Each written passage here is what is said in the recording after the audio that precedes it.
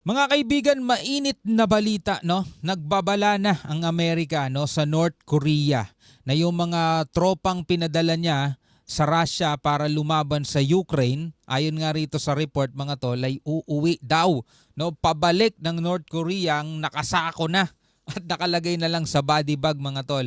Ang sabi nga rito sa report mula rito sa WION mga tol, ayan, the US has warned that the North Korean troops fighting alongside Russia against Ukraine will return in body parts mga tol. Kumbaga pera-peraso na lang, sabing ganon, no? Ukraine President Zelensky has once again made an appeal to Washington to supply long-range missiles. So humihingi sila ng tulong na sa Amerika na magpadala sa kanila, no, ng mga long-range missile mga tol. Ito ang ating panonoorin at bibigyan natin to ng reaction. Itong balitang to, samahan ninyo ako mga kapatid at huwag nyo rin kalimutan mag-subscribe. Click nyo na rin ang notification bell para ma-notify kayo pag may mga bago tayong reaction video tulad nito. Alright, so panoorin natin to mga tol. And the United States has warned that North Korean troops fighting alongside Russia against Ukraine will return in body bags. In body bags. Naka-body bag na lang, naka-body bag na lang daw mga tol, sabing ganun. This is as Ukrainian President Zelensky once again made an appeal to Washington to supply long-range missiles, or at least give it permission to use those missiles and its weapons inside Russia, to target inside Russia. Now, addressing the UN Security Council, the US Deputy Ambassador Robert Wood issued a stern warning to North Korean leader Kim Jong-un and urged him to think twice before taking any reckless decision. Kaso hindi naman ata talaga pinag-iisipan ng North Korea yun, no?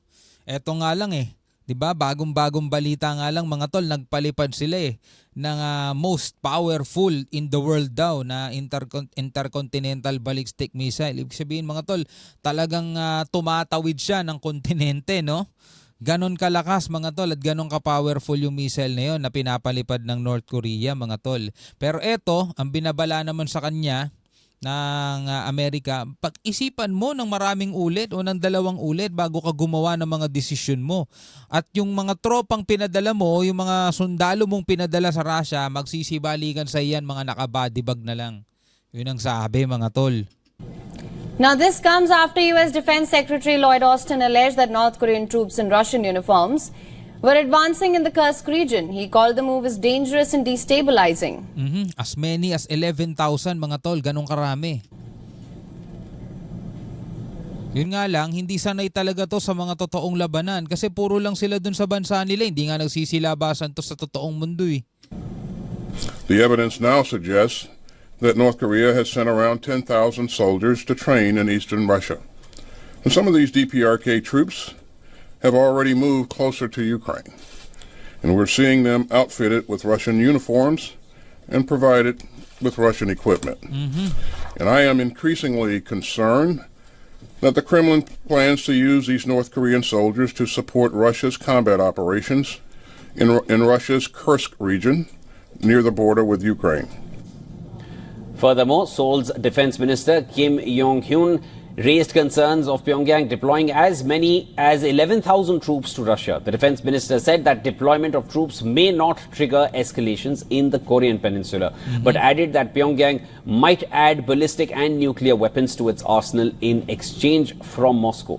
Yun nga no, posibleng ang kapalit nito is nuclear weapon na galing sa Russia mga tol. Kapalit nitong mga sundalo ni Kim Jong-un na ipinadala niya sa Russia para makipaglaban sa Ukraine. Both the defense heads of US and South Korea have also called upon North Korea to withdraw its troops from Russia. Kaso yung mga batang naglalaro ng mga ganitong bagay, mahirap bigyan ng delikadong laruan . Katulad na lamang ito ni Kim Jong-un, kala mo batang naglalaro lang mga tol . Diba? So pag ito nakahawak ng mga ganong klaseng sandata, hindi natin alam kung ano pwede niyang gawin.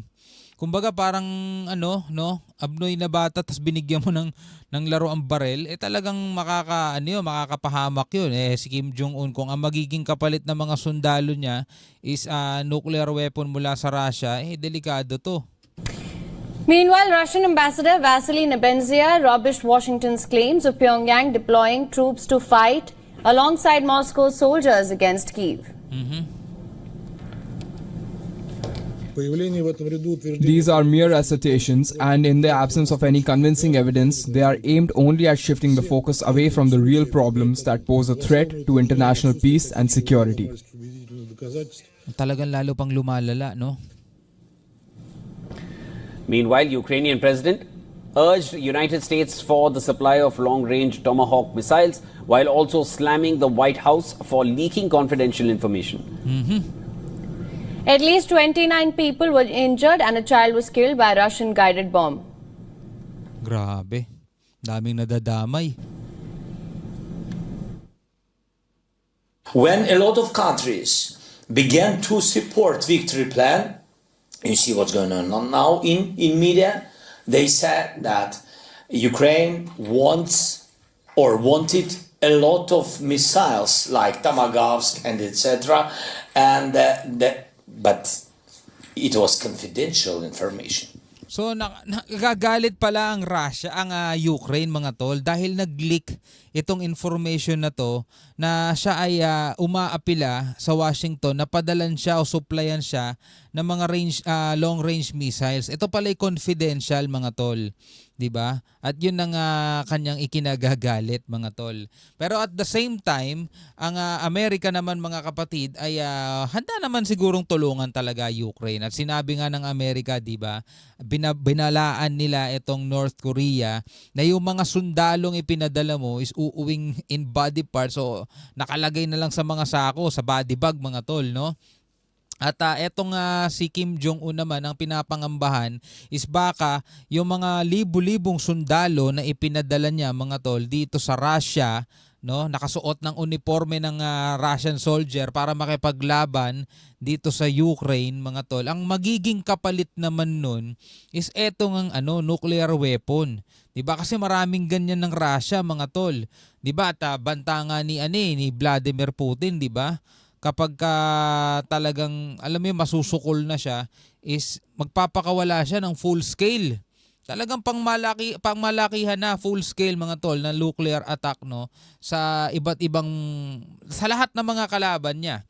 Na alam naman natin kapag ginawa niya 'yun mga tol, yun na yung pwedeng magiging simula ng nuclear war. At sabi nga nung tagapagsalita yung isang military expert, 'di ba, na in-interview, akala ba nila mananalo sila doon? Walang nananalo mga tol kapag nagkaroon daw ng nuclear war. No, walang mananalo. At marami daw talaga ang madudurog at mapapahamak at masasaktan dito sa binabalak na to ni Putin, no?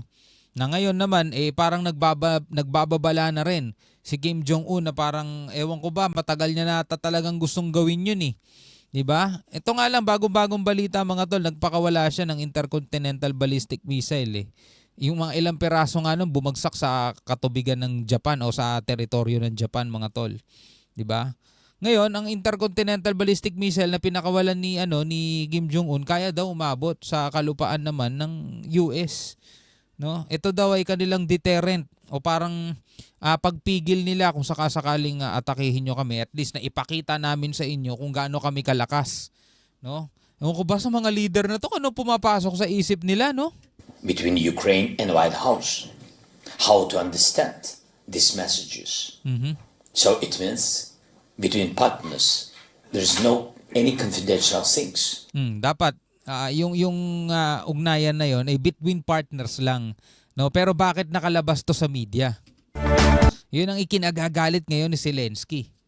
Ay naku po, anong nangyayari sa ating daigdig. Anyway mga kapatid, ingat tayo lahat at lahat naman ang mga nangyayari ngayon, ito ay nakatadhana talaga at kung naniniwala nga sa Bible is pinagpauna na yan Nasa lupa pa, nasa mundo pa ang ating Panginoong Hesukristo sinabi na yan. Mangyayari ang mga bagay na ganyan kasi yan ay palatandaan na nalalapit na ang kanyang ikalawang pagparito sa ating mundo. Anyway, hanggang sa muli, ako nga pala si Shobal D. Peace out.